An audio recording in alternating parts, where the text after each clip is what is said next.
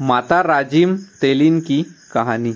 छत्तीसगढ़ के प्रयाग कहे जाने वाले पवित्र त्रिवेणी संगम महानदी पैरी और सोंढूर नदी के तट पर बसा राजिम सिर्फ एक सफ़र नहीं बल्कि आस्था, त्याग और भक्ति की अमर गाथा है।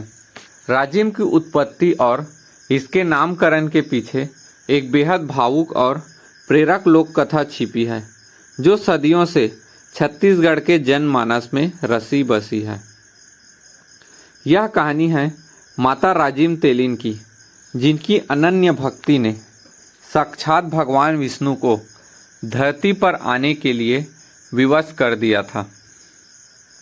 भक्ति और समर्पण की शुरुआत। सदियों पहले इस क्षेत्र में राजिम नाम की एक अत्यंत सदाचारी और धार्मिक तेली समाज की महिला रहती थी। वह स्वभाव से दयालु, मेहनती और ईश्वर भक्ति में लीन रहने वाली महिला थी। राजिम का दैनिक जीवन बहुत सीधा था। वह कोल्हू से तेल निकालती और उसे बेचकर अपना जीवन यापन करती, लेकिन उसकी सबसे बड़ी विशेषता यह थी कि वह अपने हर काम को भगवान का काम मानकर करती थी। तेल बेचते समय भी उसके होठों पर ईश्वर का नाम रहता था, एक चमत्कारी पत्थर और साक्षात नारायण। एक दिन राजिम तेल के व्यवसाय के सिलसिले में जा रही थी।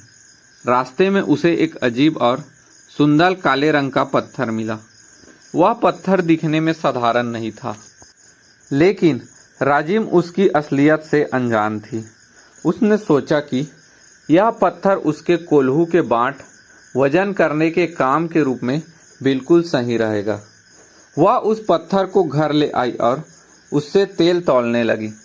यहीं से एक बड़ा चमत्कार शुरू हुआ। राजिम जब भी उस पत्थर से तेल तौलती तो खरीदार को जितना तेल चाहिए होता, पत्थर उसी के बराबर वजन का हो जाता था, चाहे कोई 1 पाव तेल मांगे या कई किलो। वह अनोखा पत्थर हमेशा सटीक तौल देता। सबसे बड़ी बात यह थी कि उस पत्थर के स्पर्श से तेल का बर्तन कभी खाली नहीं होता था। धीरे धीरे इस चमत्कारी पत्थर की बात पूरी क्षेत्र में फैल गई।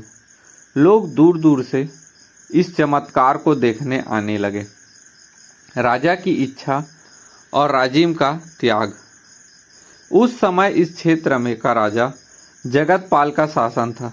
जब राजा के कानों तक इस चमत्कारी पत्थर की खबर पहुंची तो उन्हें कौतूहल हुआ। राजा ने अपने मंत्रियों को भेजकर उस पत्थर को राजकोष में शामिल करने के लिए मंगवाया। जब राजिम को पता चला कि राजा उस पत्थर को लेना चाहते हैं तो वह बहुत दुखी हुई।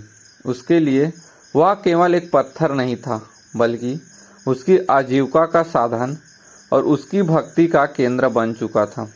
राजा ने राजिम को उस पत्थर के बदले सोने चांदी और भारी धन दौलत देने की पेशकश की,